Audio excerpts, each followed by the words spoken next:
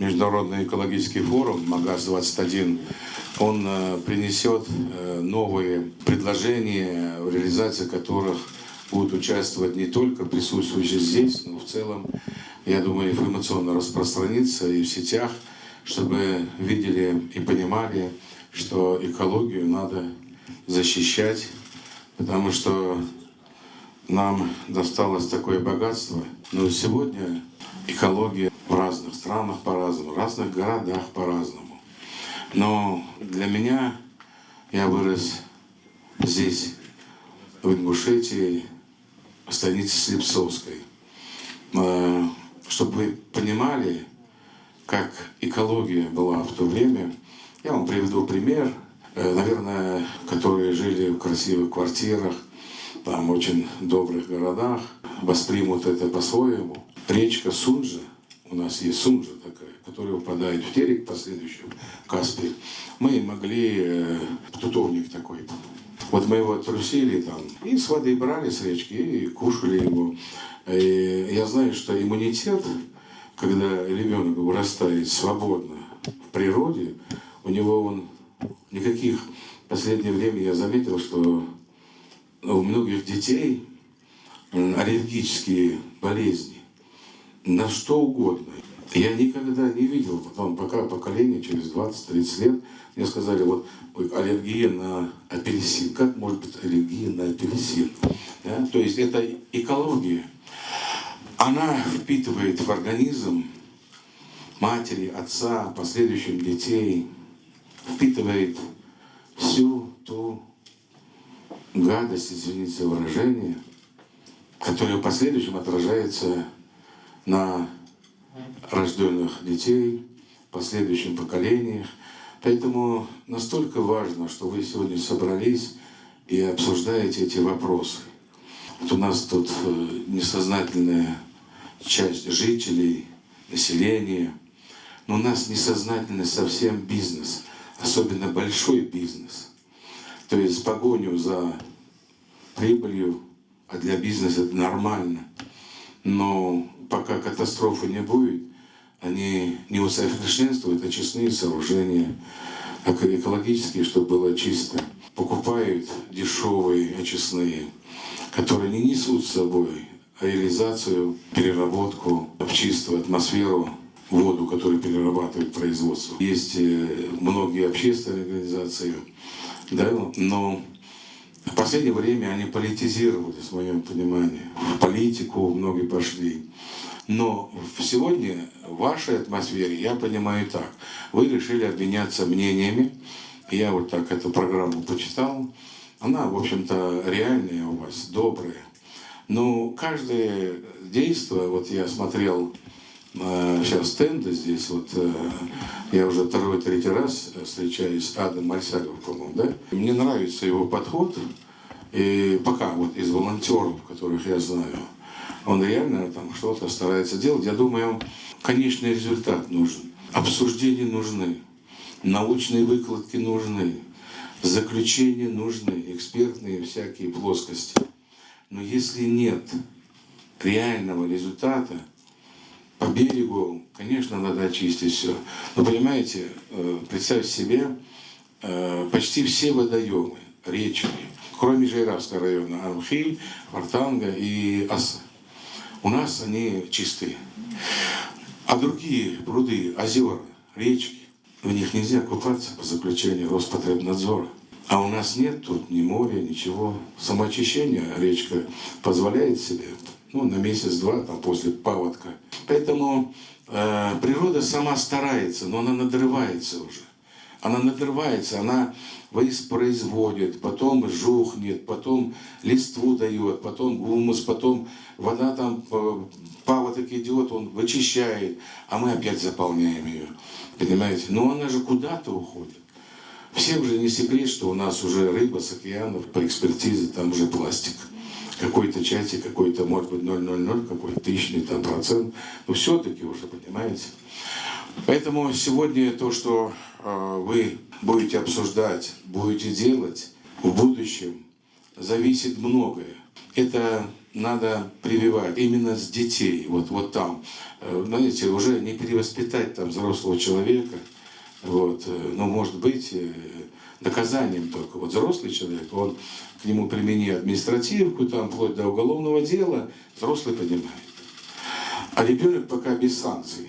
Надо воспитывать добрые отношения к природе с детства. Я думаю, ребенок это воспримет. И в семье, и в школах, с детского сада. Не приводить в порядок его видение, восприятие мира, его формировать мировоззрение, чтобы он понимал, что такое хорошо просто и что такое плохо. Год полтора я начал говорить там, а сегодня меня обрадовало вот в части того, что места, значит, где отдых у нас выезжает, у нас отдыхать. Так и так будут выезжать.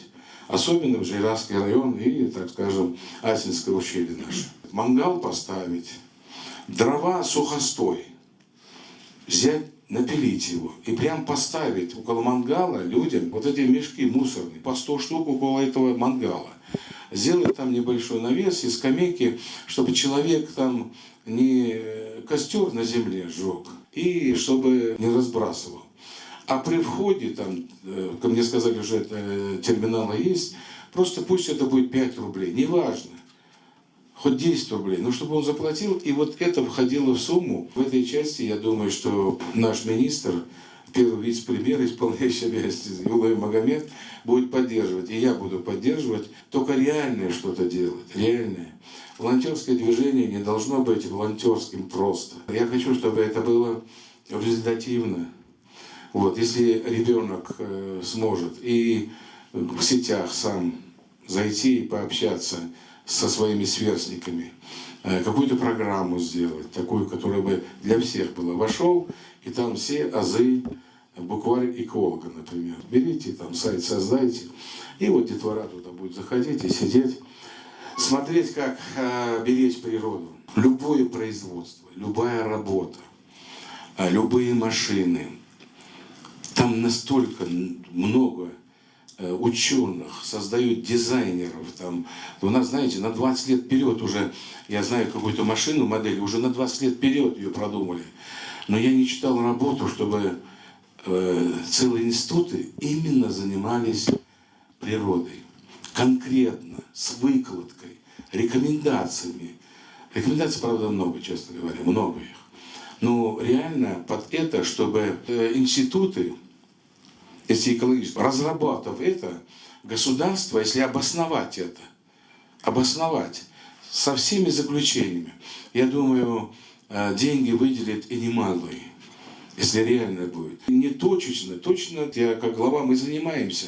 Есть программы, мы что-то стараемся делать, но я не вижу прогресса. Вот придумали там несжигаемые заводы, сжигаемые мусорозаводы, там водяные обработки. Я в многих городах бывал, но все равно вот это вот мы делаем. То есть банку алюминиевую, да, а пластик нет. Вот представь себе, из 100 тонн 30% это не переработку делают.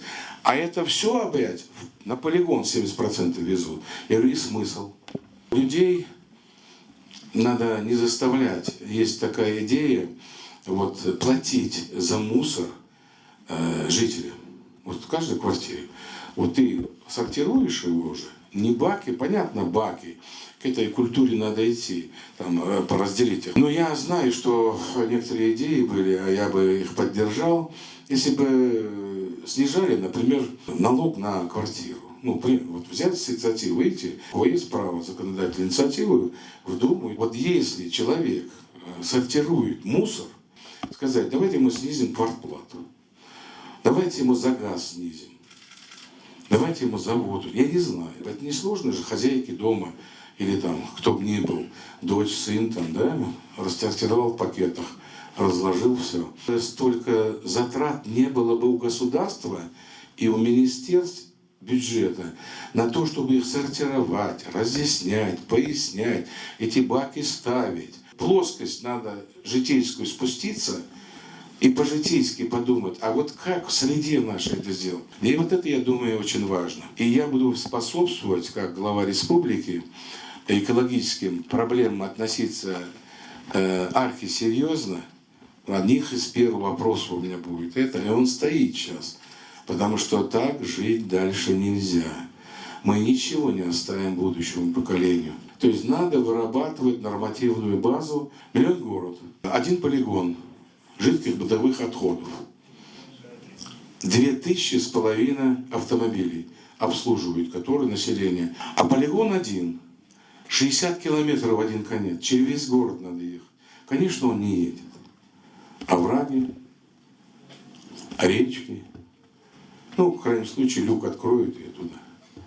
Понимаете, это же элементарно. Надо просто-напросто было еще 3 хотя бы полигона жидких бытовых отходов сделать. Это ведь экологи видят. Нет, аппарат принуждения настраивается вот с санкциями. Ну и что? Ну ты наказал, мне штрафанул. Ну я дальше буду. Машина моя частная машина. Ну я буду опять продолжать. Изъять у меня собственность не сможете. То есть это цикл такой, я вам на одном примере или на 2 могу привести, который губит целый миллионный город, потому что он заливается вот этими вот жидкими бытовыми отходами. Поэтому я почему говорю предметно? Я как юрист вижу одну вещь. Конечная цель. Ведь мы удивляемся, вот, какие горы красивые, какие пейзажи у нас красивые. Вот Всевышний дал это нам.